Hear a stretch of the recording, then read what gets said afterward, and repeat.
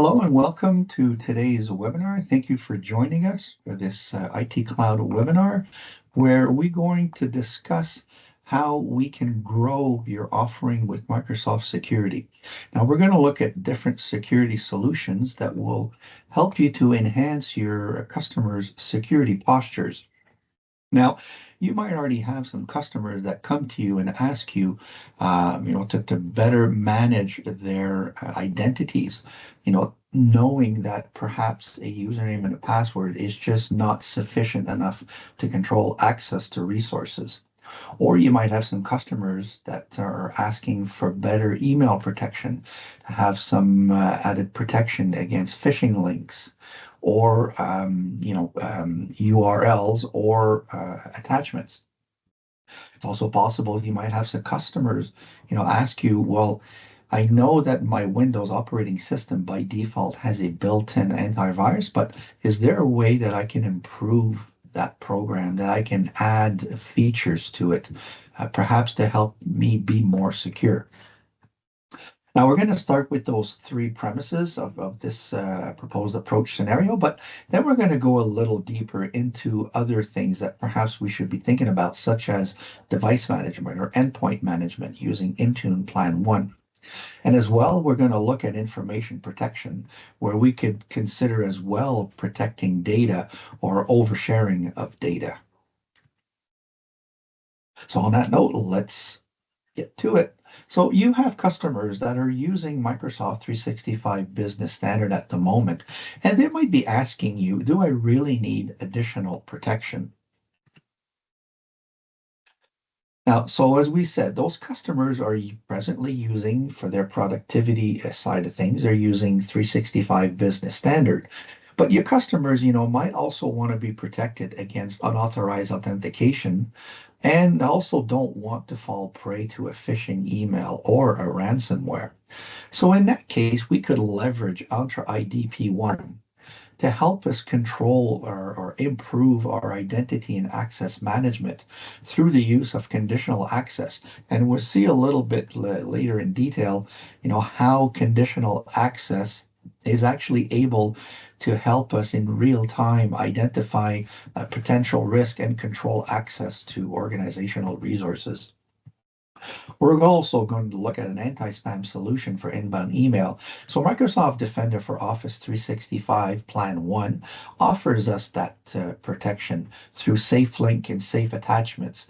And we're going to see how that protection actually works, where we're able to go and add a layer on top of the existing Exchange Online protection that comes by default with Microsoft 365 Business Standard. And we're also going to look at Microsoft Defender for Business. This is what is going to help us improve the level of security relative to our antivirus solution that comes by default with the operating system.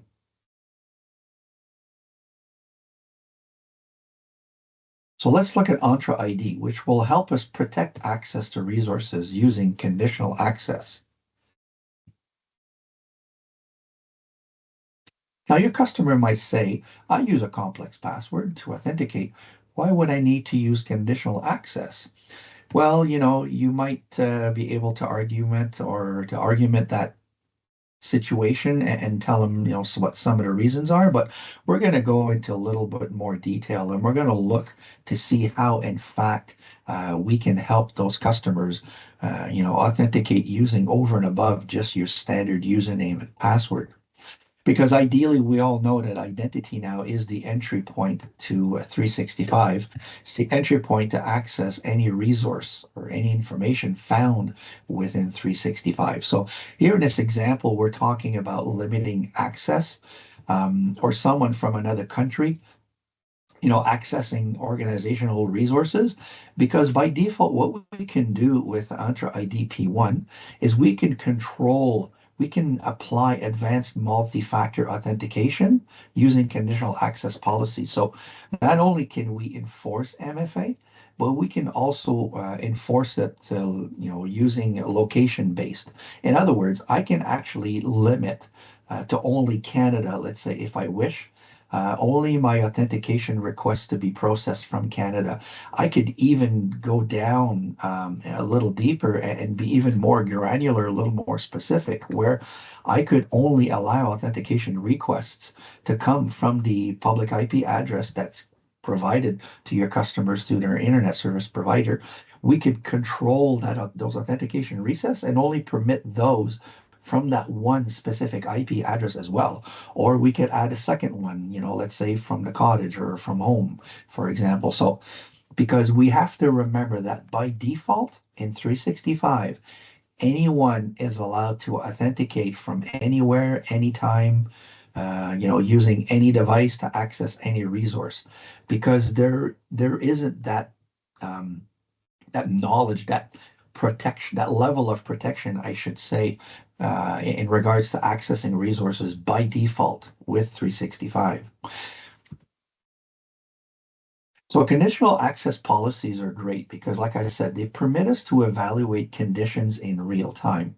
So depending on who my user is, depending on where he or she are located, where is it from that they're trying to authenticate, I could even control that by device or by application, and all of this is in evaluates those conditions in real time. So what I could do ultimately is say for user X, if you're trying to access resources outside of, let's say, the office, let's say, or from your personal home, I could actually limit you to only certain applications, certain information. I could also do the same thing, relative to a device. If you're not using your corporate-owned laptop, you're trying to use any other device, I perhaps might, wish to limit you to only email. I won't give you access to SharePoint, or I won't give you access to OneDrive, let's say, for example. So we're actually able in real time to identify those conditions, the conditions that need to be met by that individual at that moment in time. And yes, we're able to categorically enforce MFA at all times as well. Now, we could apply security defaults if we wanted to enforce MFA as well. Now, you can already do that by default with Microsoft 365 Business Standard. You could enable security defaults if you wished. But what you cannot do with security defaults, even though, yes, they are conditional access policies in the background, in the back end at Microsoft, unfortunately, you cannot personalize them. You cannot adapt them to your reality. You can only do that when you have at least Entra IDP1 or Entra IDP2 at most. So conditional access are really what permits us to personalize those conditions or set specific conditions that we want authentication attempts to respect before we give users access to resources. Now, some of you might also be using per user MFA. That one, though, can be a little problematic because what we need to remember in that case, if we're going down that route, is every time we add someone to the tenant, a new user to the tenant, we also need to remember to go and configure, that restriction for that specific user. Whereas by default, we can choose to apply conditional access to all our users or to specific groups.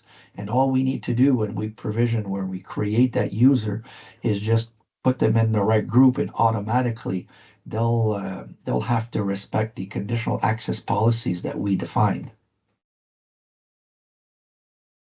Now, we also talk as well here, we're going to take advantage of it because with Entra IDP1, there's another little feature which we're going to get to in a couple of minutes, but where it really makes sense if we first talk about synchronization methods.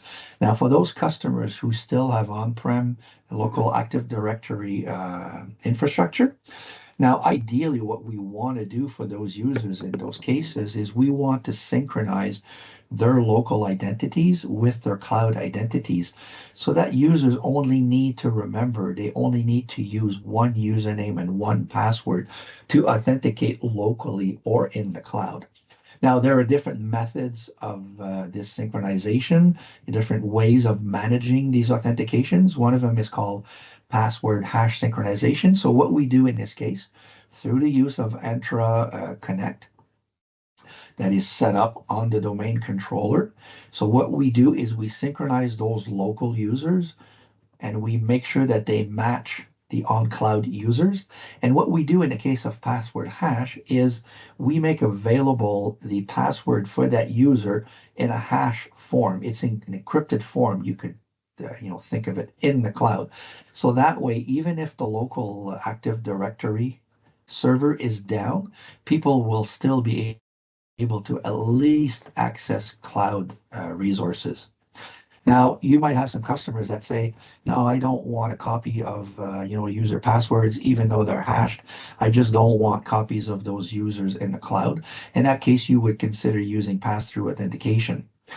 Now, in this case, though, the only way that you can access local or cloud resources is always through the local admin Active Directory domain controller. So if that controller is down, not only can you not access local resources, you also cannot access cloud resources. Now, there is a way to configure your Entra Connect with a fallback mechanism. So that worst case scenario, you find that your domain controller is going to be down for hours, if not days, then you could, you could fall back to a password hash synchronization. There's a little procedure that we need to follow in that case so that at least people would have access to their cloud resources. Now, we also talk about federated authentication. That's usually for those bigger customers that have very specific needs or are using other authentication mechanisms, should I say, in that they have very specific infrastructures where by default they're not using Entra to authenticate. Perhaps that they're going through another MFA solution other than the one available by Microsoft. In that case, we would have to, set up a federated authentication environment. Now, unfortunately, that can become quite costly, quite complicated to install because ideally what we would want is we're going to have a front end, a public facing server, so that people, when they're not at the office, they're going to need to authenticate, access local resources or cloud resources. They're going to come through this federated mechanism. So they're going to need to come and knock at the door on this public server. Now, ideally, what we would do is we would put that public facing server inside a DMZ. And then what we do by after that is we would then have another server that would actually handle the connections. And then that server itself would then need to connect to another database where the actual user accounts are held. So, by default, that scenario means three servers, as well as the prospect of a DMZ. And as well, in an ideal world, is we would want redundancy. So now we're talking six servers. So it is not a very popular setup. Like I said, then again, is really, really specific to certain customers that have very specific needs. Now, what Entra IDP1 lets us do is it lets us use SSPR, which is self-service password reset, which is a mechanism that allows users on their own to reset their passwords when they're not at the office, especially if they can't reach IT, let's say outside of office hours, because it's in the evening, it's on the weekend.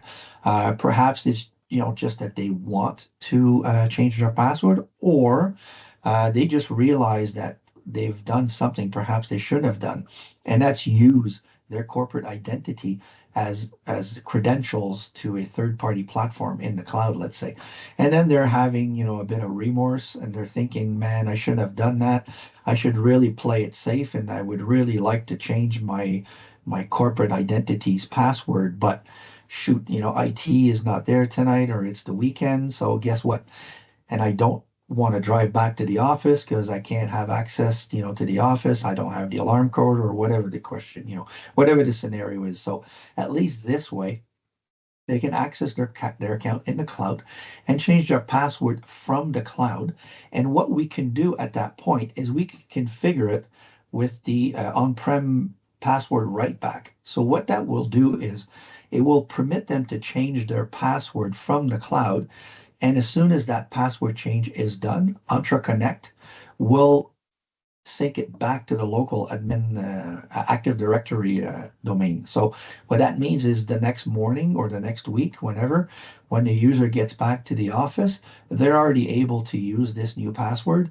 And because our identities initially were synced from on-prem to the cloud, but now are also able to sync password changes from the cloud to on-prem.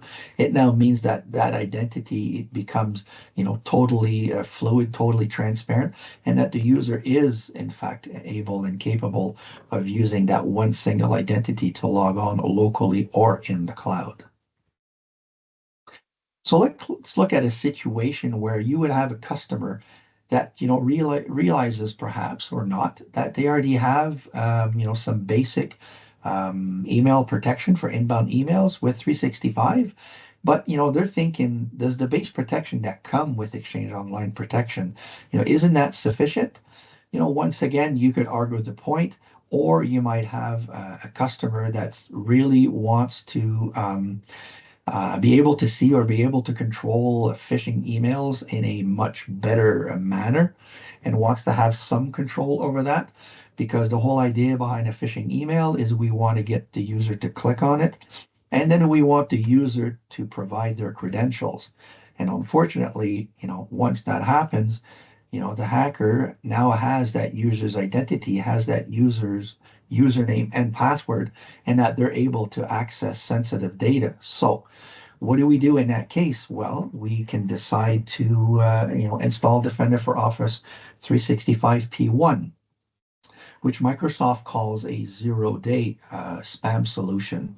So what that permits us to do, it permits us to control those phishing emails. It gives us, more protection, a more dynamic, a more active protection, in that Microsoft will actually check those URLs inside of emails, and it would actually is going to check the content of attachments that are sent to those users. Because by default, when someone sends an email to a user in 365, they're subjected to Exchange Online protection by default. Now, that is true for all productivity licenses. So what that happens, yes, it's a multiple level, multiple filters, solution that's used at Microsoft for that protection, but it's always based on known entities at that time, known lists, known contents of attachments or known attachments or known URLs or known, distant websites. Unfortunately, it could happen that by between the time that this list gets updated, that level of protection, gets enhanced. It could, someone could receive an email, within that little bit of time span, so they could be vulnerable. So what happens by default? The email is sent, received in 365, is checked through Exchange Online protection. And then if it meets, all requirements, Microsoft emits a verdict as to the email being safe. It just then makes it available to the recipient's email. Now, when we add Defender for Office 365 P1, we are adding a second mechanism and a third mechanism, the second one being safe attachments. So what Microsoft will do, they will actually take that attachment, they will detonate it in the inside of a virtual machine in the cloud, what we call detonation chamber in a sandbox. They will look at the behavior. They will look inside that attachment to see what it contains. If they deem it unsafe, they'll just drop it, in the recycle bin. But if they deem it safe, then they will, send it on its way so that it finds itself into the user's inbox. And then we have a third, or a second in this case, a level of protection. Because don't forget, in all cases, Exchange Online protection will still be our first line of defense, even though we have Defender for Office 365 P1. So we still have Exchange Online protection as our first level of defense. then whether it's a safe attachment or it's a link within the email, then either one of these protections will kick in respectively. So what Safe Links does is when an email is is is present in an email that is sent to a user, what Microsoft does is it will actually rewrite the URL.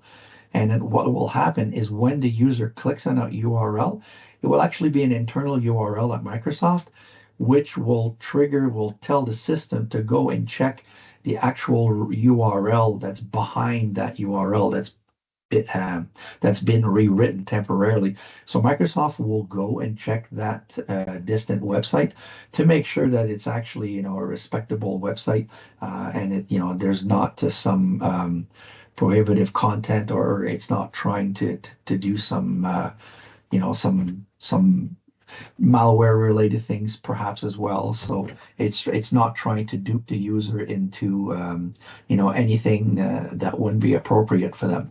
And then once Microsoft has examined all that content, it makes a verdict again. And in this case, if it deems the distant website to be the distant URL to be safe, it will then go and rewrite within the browser the actual URL where the user is supposedly should have gone to in the first place, and then it will send the user to that website in the end. Now, this level of protection is also applicable to SharePoint, OneDrive, and Teams.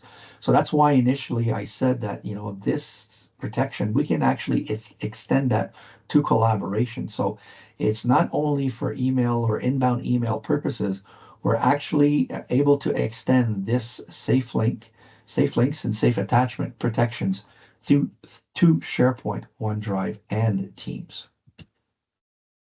Now let's look at a case where we might have a user that says, the antivirus system, the operating system comes with an antivirus protection. Is it necessary to add another one? Well, in this case, you could tell them in actual fact, yes, it would be better to improve the level, but in fact, in this case, we're actually not adding another antivirus, because what we do when we deploy Defender for Business is we're actually activating features that are already present within the operating system. They're actually dormant. So what we do at that time is when we deploy Defender for Business, we're activating what are called behavioral sensors. So from that point on, anything relative to the antivirus is logged and sent to the cloud in Defender, and the whole behavior is analyzed in the cloud by Defender. Now, the whole idea behind this is we would like to, improve the base level of the antivirus. Ideally, we want to, make sure that we have the best possible protection, to have the best level of protection against ransomware. So employee devices can be protected with Microsoft Defender for Business, which provides endpoint detection and response. So it does have an EDR by default at no extra cost, but it also has multi-layered ransomware protection to thwart attacks.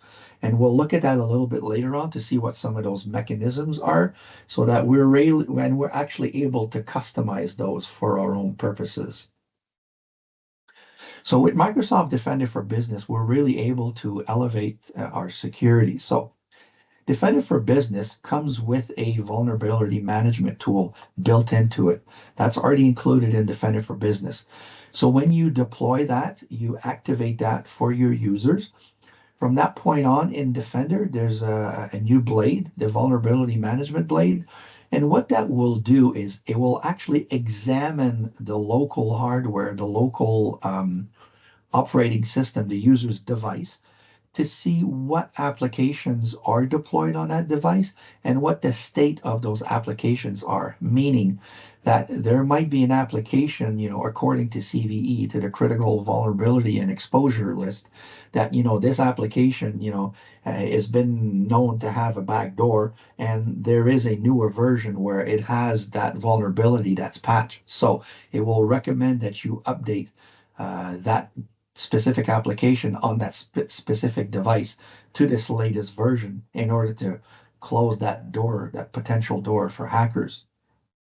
Now, we also have attack surface reduction rules that we can set up in place. So what those are rules that we can actually customize. Let's say, for example, we could actually decide to establish an ASR, an attack surface reduction rule, where we would not allow any unsigned content to be executed, let's say, on our devices. So that's another way, once again, to elevate that protection beyond the default one. And we say next generation protection because the system is actually able to learn, from what is going on, and it shares that data with the Microsoft threat experts. And at the end of the day, everyone, becomes better protected just because of all these different mechanisms working hand in hand. And as I mentioned before, it also comes with an EDR, endpoint detection and response. So what that will do is it will look at individual behaviors, on specific devices where there might be, a certain behavior, we'll call it behavior one, which in itself is not abnormal. Then there's a second behavior two, which, in its sense is not abnormal. And then there's another third behavior number three, where again, when you look at all of these individually, they're they're normal, but then when you put them all together, that's when you realize that they're part of an attack chain. So what EDR will do in that case is once it comes to that conclusion, it dynamically analyzes all those different behaviors individually and collectively. It then, is able to emit a verdict and say, hey, listen, I know exactly where this is going. This is going to lead to an attack. And it can actually isolate the machine from the network. And we also have AIR, auto investigation and remediation. So we're able from alerts and incidents that are recorded within Defender, we're actually able to customize certain behaviors because we could decide that we want to elevate it, perhaps beyond what is being reported by Microsoft at this time. We see, different alerts, and I see these alerts happening over and over, and Microsoft is categorizing it as just that, an alert. But I might wish to be a little more proactive in my security, and I might decide, for myself that, what, these alerts, I'm just going to basically, terminate those processes or those actions. I don't even want it to get to the stage of an alert. So we're able to customize those if we want as well. And we say simplified onboarding and administration because once again, it's an integrated solution, just like the other one, our conditional access, where we're able, to elevate just beyond a username and a password. We're able to integrate that, increase our authentication mechanisms and that real-time detection of conditions. That tool is integrated within our environment. And just like Defender for Office 365 P1 is integrated into our environment, we're able to integrate that anti-spam solution, within our existing stack. So we're actually able to do the same thing with Defender for Business, is we're integrating that and enhanced antivirus solution directly within our stack. And the idea when we say simplified onboarding is that all we need to do by default is provision those licenses, those services become activated. And in some cases, some features become activated by default, and in some other ones we have to manually activate, or we might need to, individual or personalize them. So, and where we say the administration kind of thing is once again because it's all done from one portal. So it's simplified that we don't have to deal with so many vendors. We also don't have to deal with solutions that operate in silos. Now they're all integrated. All security signals are all collected centrally and analyzed and interpreted for us, and we get the benefit of recommendations from that. But as well, our personnel now, they don't have to navigate through multiple portals, nor do we have to go and configure multiple solutions through multiple portals. And they also don't have to be trained on multiple solutions because once again, everything is integrated together. And then we have that piece of integration again, but this time what we talk about it relative to APIs because you might choose to examine or analyze externally the content that is reported, let's say, for example, by Defender for Business. Now you could choose to analyze that externally through the use of other tools. I know some partners that do it they've been using other tools for years, or they've developed certain detection rules, or certain things that they're used to detecting and reporting to their customers. So they still choose to take those logs and export them and analyze those logs externally. Now, the beauty of this solution is that it's multi-platform. So not only can we protect our Windows machines and our Mac OS laptops, whether it's a MacBook Air or an iMac, we also are able to do servers as well. So, which is another interesting feature, is because now we're able to manage one antivirus solution centrally, not only for our workstations but for our servers as well. And we're actually able to extend that to mobile devices, because we're actually able to establish, that level of protection on not only on Android but also iOS. And we also shouldn't forget about virtual machines. So when we're thinking about the cloud, we're still thinking about perhaps Azure. We're thinking about Azure Virtual Desktop or Windows 365.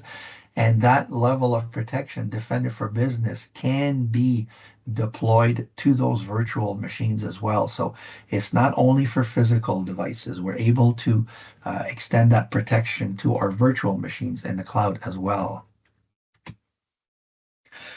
Now, here I talk about a more advanced approach, because initially, I talked about those three basic scenarios where I get a lot of questions from partners, because they, obviously get a lot of questions from their customers as well, that, customers are realizing that perhaps a username and a password might not be sufficient enough. Is there a way that, I can introduce an additional authentication method beyond just a username and a password?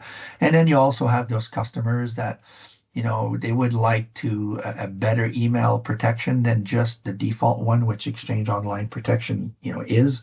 So they would like to, improve on the phishing, or have something that's a little more proactive in terms of URL and attachments. So that's where Defender for Office 365 P1 comes in. And then we just talked about the antivirus piece, or Defender for Business, where again, you might have some customers that, for the time being, are only interested in improving the level of antivirus. They're quite happy with the way their username and passwords, are managed, the way their identities are taken care of at the time. And they're happy with, the default protection for email and Exchange Online Protection. And they're really only looking to extend protection to Defender for Business. So yeah, it's possible to individualize, or approach individually either one of those three solutions. They don't have to necessarily be looked on as a whole.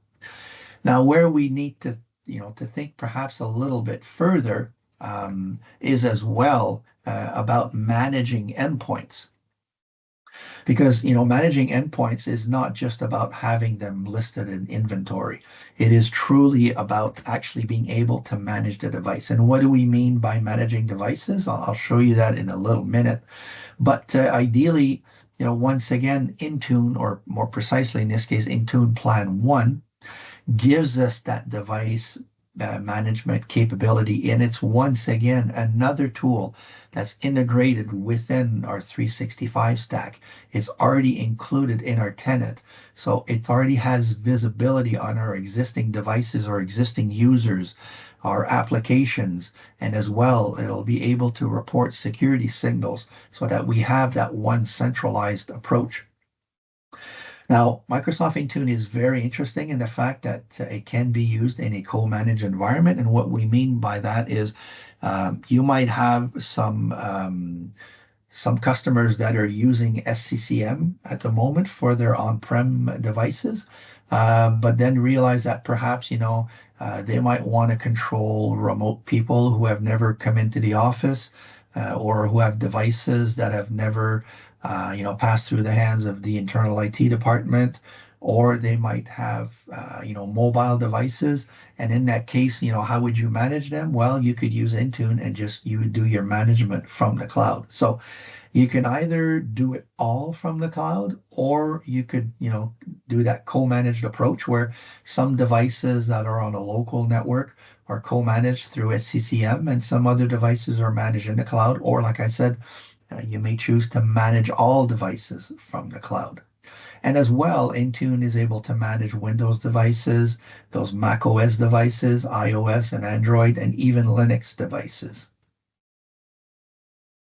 So where it gets interesting though is when we're talking about, in this case, a mobile device, a smartphone, where it's a BYOD, it's a user's device. It's not a corporate owned device because what we can do by default on corporate owned devices is we can manage the whole device itself.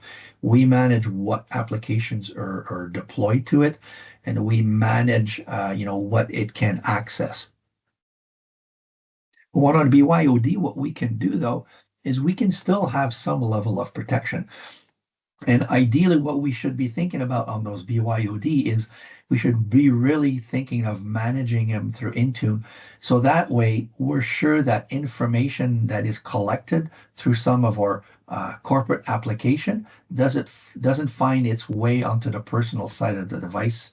Because what we can do at that point, even on a BYOD, is we can configure that in Intune to make sure that information that is correlated that comes from our corporate application is only, let's say in this case, stored in our corporate locations for information. Let's say in this case, OneDrive for Business. And what we can do is we can actually, on a corporate device, we can do a device wipe. We can completely wipe the device and reset it to factory. Or on a personal device, in that case, we would not want to do a complete reset on the device. But what we're able to do is we're able to wipe all corporate applications and all corporate data from that device. So that's where, managing devices using Intune can become quite interesting for some organizations. So now let's look at protecting our data, because once again, we had those three basic scenarios, and then I wanted to take a little more of an advanced approach and talk about some other protections that perhaps we should be thinking of that we, in some cases, can apply individually, and whereas in some cases, we're no longer to apply that individually, but a little more on that later. So a user could say, or a customer could say, I have a strict password, rules in my organization. Do I need to use additional means to protect my information? It's because usually when we're thinking of a threat, we're always thinking that the threat is external and it's going to try to make its way in to access, what is most precious to us or precious jewels.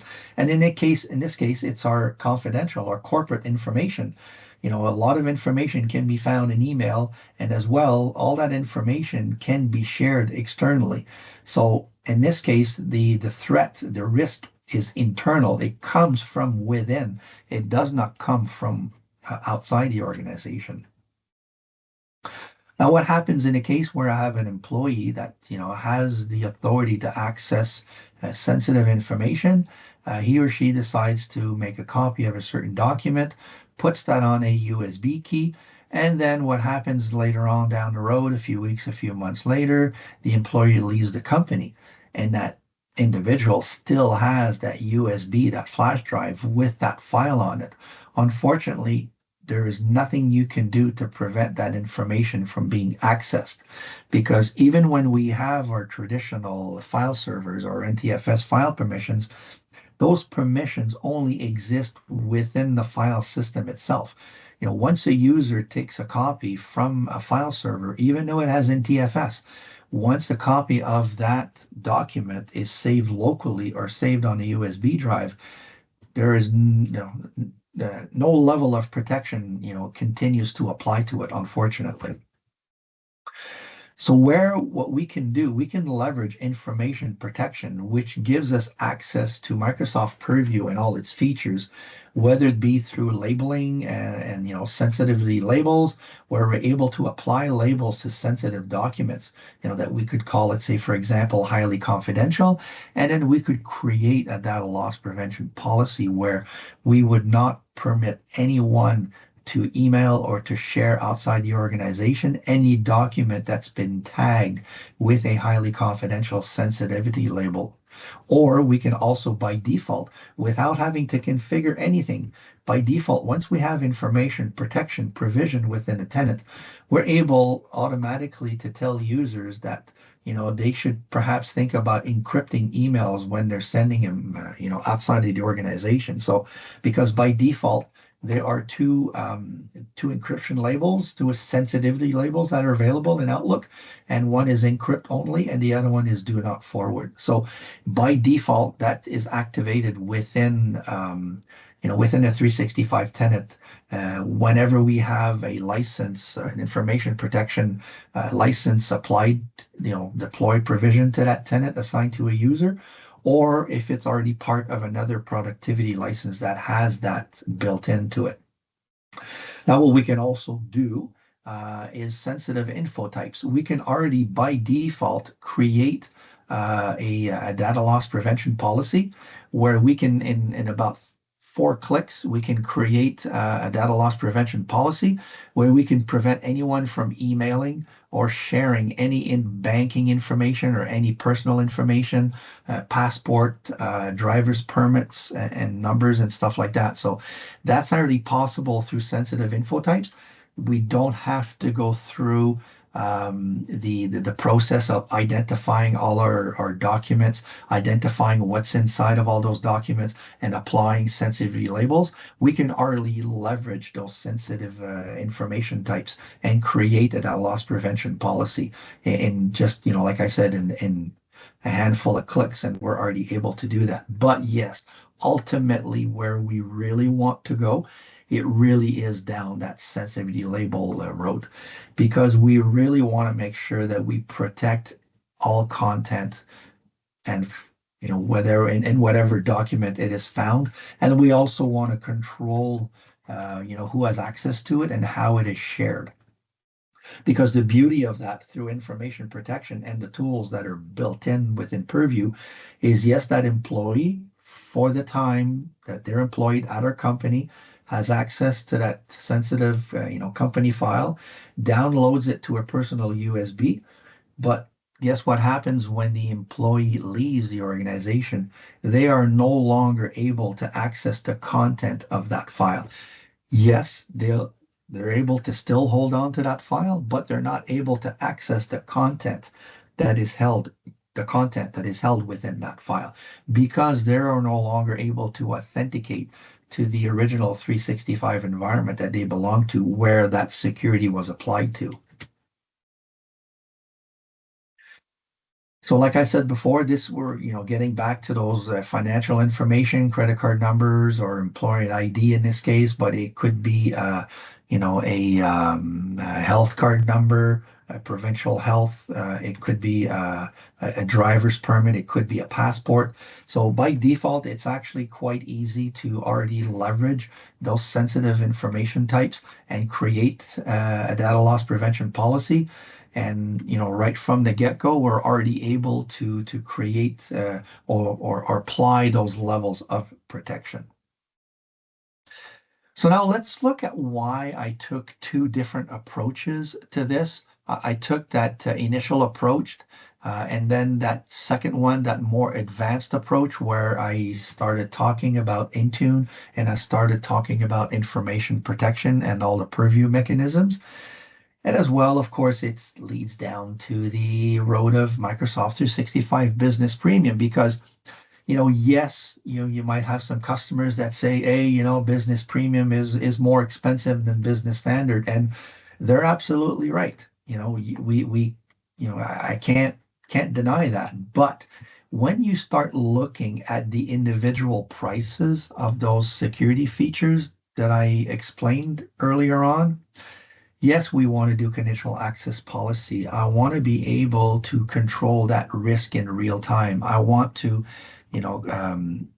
control those conditions in real time, through conditional access. Well, the only way to do that is to have Entra IDP1. But if we look at what the price is for Entra IDP1, and then as well we had that situation where we wanted that anti-spam solution, and then we also wanted Defender for Business because we wanted to improve the antivirus. If we just by default, take on all of these three solutions, they amount to 14.90 a month. If I add that to my business standard, I'm at 31.90. And guess what is cheaper than that and already has these features and more built into it? Well, it's Microsoft 365 Business Premium. So that's why we always say that Microsoft Business Premium is really the better value, the best value. Yes, it offers everything productivity wise that business standard offers, but it also offers that security, which we just don't have with business standard. Now, yes, what I showed, it is true. We can add conditional access to business standard if we wish, or we can add Defender for Office 361, safe links, safe attachments, or zero-day anti-spam. Yes, we can add that to a business standard license. And as well, yeah, we can add Defender for Business as well to our business standard license. But we really, really need to take a really close look at the price because it's really easy to find ourselves quite close to the cost of a business premium. And it's also very easy to find yourself to be beyond the price of a business premium and yet you only have limited functionalities. You still don't even have everything that, Microsoft 365 Business Premium has to offer. So yes, ideally we want that productivity side of things. We want that, those apps, those chats. We want Teams. We definitely want email. But ideally, we should think about device management with Intune, your phishing with Defender for Office 365 P1, or data protection, leveraging information protection. That way we're able to use those tools that come within purview. And as well, Defender for Business, we want to elevate our antivirus, situation. And as well, don't forget, we also want, to better protect our identities or our authentication requests in real time. So that's where Microsoft Business Premium is really able to, it really brings it all together because we have that total package. We have all the security as well as the productivity. So if we look at it, before we were talking here, these three alone plus business standard was already more expensive than our Microsoft 365 Business Premium. So obviously, stands to reason if I add Intune to it, then I'm definitely way above the cost. But unfortunately, at this moment, there is no way to obtain information protection, to do that encryption, those sensitivity labels, data loss prevention. And I hadn't even talked about data retention policies because you might have some customers that, are in a certain environment that where they need to keep files, let's say for 3 years, 5 years, 7 years, whatever the case may be. So they need to leverage that feature within Purview, that data retention policy feature. And unfortunately, at the moment, since January 2024, we are no longer able to purchase information protection, or what it used to be called was Azure Information Protection P1. We're no longer able to purchase that individually. The only way to get it now is within a license where it's already bundled in it. And guess what is the cheapest option? Microsoft 365 Business Premium. And the advantage is Business Premium comes with Enter ID P1, comes with Defender for Office 365 P1, comes with Defender for Business, and it also comes with Intune Plan 1. So, for this single price, I have all those additional security features and at a much, much lesser cost.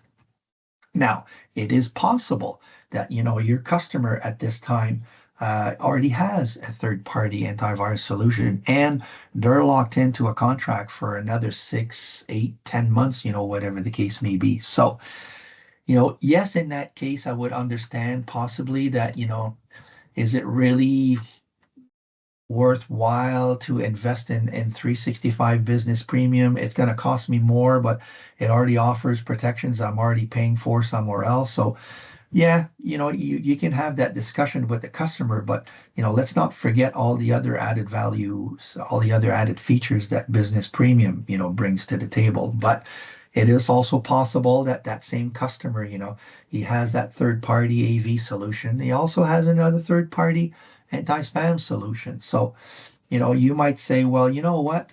We could perhaps think about it gradually down the line where, just before, your contract expires, let's say for your antivirus, which it will expire before Defender for Office 360, your anti-spam, before we'll even think of bringing in online Defender for Office 365 P1. Well, I might think of purchasing Defender for Business individually as a license and at least, start going down that direction.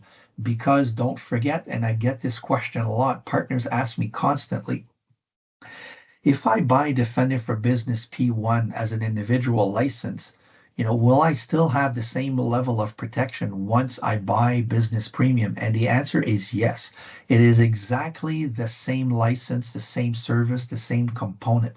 It's just that, yes, it can be had individually, but that it also comes bundled within Microsoft 365 Premium. So that might be a good way of bringing in or bringing online some of these security features, before some of these other contracts run out or while they're just about running out. Or, you could apply some of these with some other third party ones jointly at the same time, but always with, the concept in mind that perhaps, at some point I'm really going to think about Business Premium because it really brings me such a better value, such, much more bang for the buck. So that really concludes what I wanted to show you today. So I really wanted to show you that it is possible to bring online or to bring into your customers' environments some individual security solutions, and that yes, they are the same security solutions that are found within Business Premium, but we should always be really, really conscious of the costs involved because it's really easy just with a couple of those different solutions. We can really be, close, near, or sometimes even over and above the price of Microsoft 365 Business Premium. So we really, really need to be conscious about the cost portion of it because nobody wants to pay more than spend more money than they have to. But like I said, you're able, slowly perhaps to integrate some of those individually over time. And then at some point, you would be ready to move to Business Premium. And guess what? If you already have Defender for Business configured and running, when you provision Defender for Business and then you you get rid of those individual Defender for Business licenses, everything will continue to function just as is because they are in fact the same product and you've already configured it. It's already up and running inside the customer's tenant. So, there is that aspect that is definitely not negligible.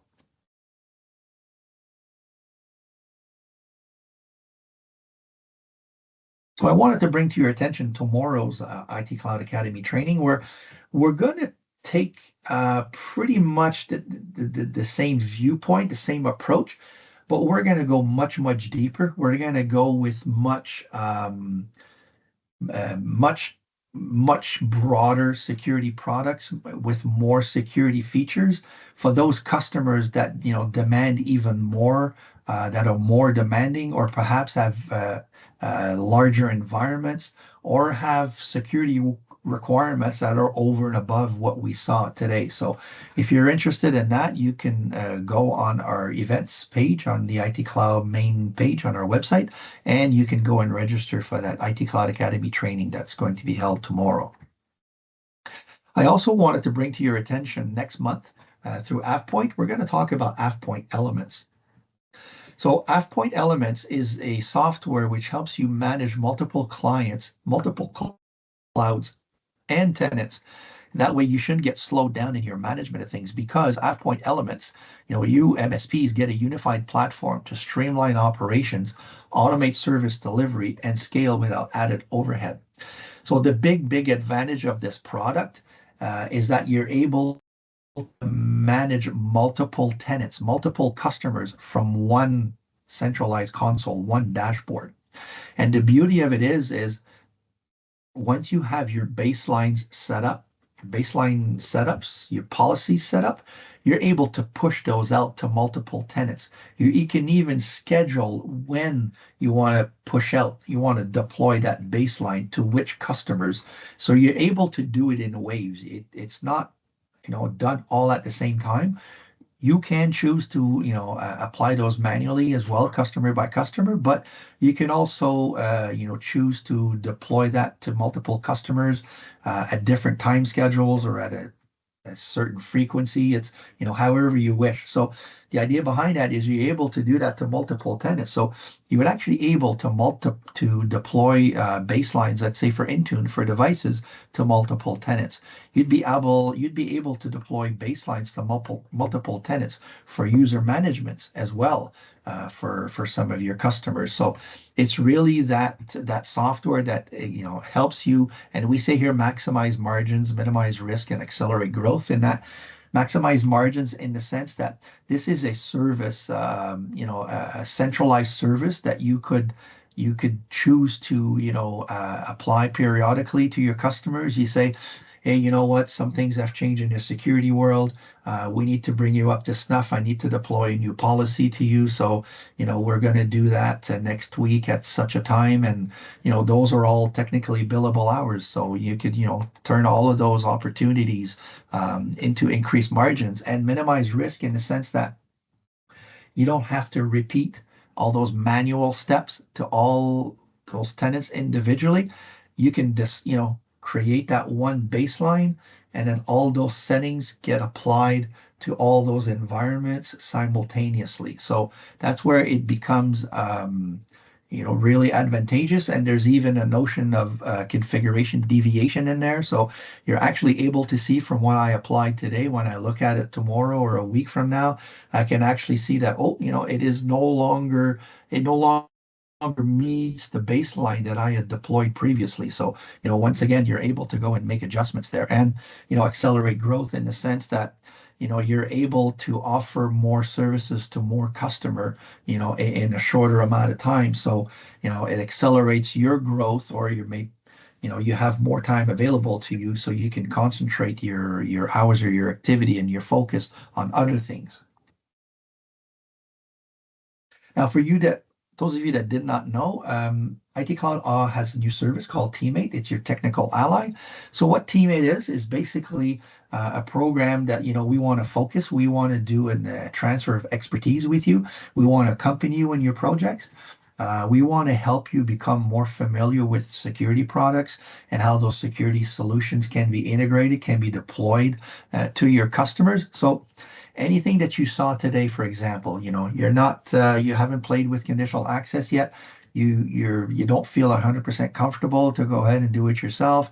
Don't worry about that. You can, call upon a teammate, or you're thinking of Defender for Office 365 P1, the anti-spam. Once you get into the solution, you see some more advanced features, some things that perhaps you'd like to put in place, or some things that you'd like to adapt or customize, but you're not quite sure how to do it. It could be with Defender for Business. You're doing a deployment. You really want to make sure that you really want to set up, let's say, Defender for Business properly, or you want to, check off as many boxes as possibly, right from the get-go. Once again, don't hesitate. This is what Teammate is there for. It can provide you with that assistance to, implement those products. Now, this is just a brief overview of some of the services catalog, some of the things that are offered presently with Teammate. But all of the other stuff that I mentioned, which does not fit, within that, there is a proof of concept tile that you can click on when you book with them, and you can definitely examine other subjects or subjects other than the ones that we see here on the screen. As well, where we're really trying to help you is with AVD, Azure Virtual Desktop. You've never deployed a virtual machine. You'd like to know how to do it. Well, we're there to help you. We'll help you with the first one. We can help you with the second one, with the third one. But ideally, what we want to do is really assist you. We want to share the knowledge with you, and we want you to become more self-sufficient with these different products. Now, if you didn't know, IT Cloud has a Copilot Champions community. So what the community is an area for everyone to come and exchange together. You can come and look at existing documents, at existing sessions that have been done before, because the last Friday of every month, we hold a live event, a live session of our Microsoft Copilot community, which we call Copilot Fridays. So you're able to come and exchange live with other resellers. You can come and ask your questions, share some of your success stories, what you're working on, what has worked, what hasn't worked, or perhaps, try to figure out a better path forward to implement Copilot within your customers. And as well, we also have a YouTube channel. So this webinar from today, as well as other webinars, are already on our YouTube channel. So don't hesitate, go and take a look. We have different webinars on numerous subjects. And while you're there, please, give us a thumbs up and don't hesitate in sharing content which you find on our YouTube channel. The specialist team at my IT Cloud also has a bookings link. So you're able to book, let's say, a meeting for myself. If you choose Microsoft 365 Security, that will book a meeting with me. So we can definitely discuss all the solutions we saw today or any other solutions, security solutions that you're thinking about implementing, or some questions on how to integrate existing solutions, or perhaps what would be the better approach to sell a certain aspect of a solution to your customers. And don't hesitate, book a meeting with us. And as well, we have other services in there where we have people that can give you a hand with perpetual and subscription licenses, can help you with Azure. Definitely, you're looking at those Azure deployments. You have questions about Azure. How much does Azure cost?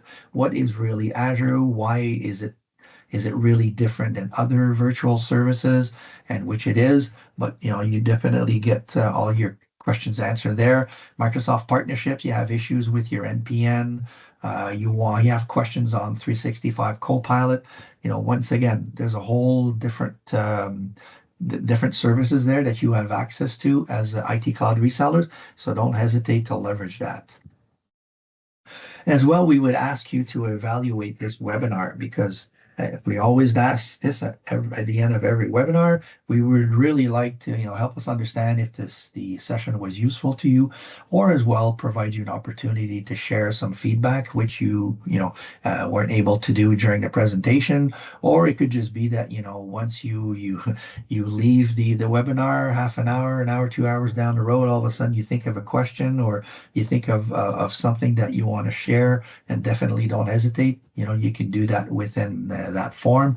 But ultimately, we would like to help us understand how we can improve our webinars in the future. On that note, I do not see any questions in the Q&A, and I also don't see anything in the chat. So as always, don't hesitate to contact us. You can give us a call at IT Cloud, option 6. Our sales department, our partners team are there to answer any questions that you have. So don't hesitate. You can call on us. That's what we're here for. So on that note, see you in the next one.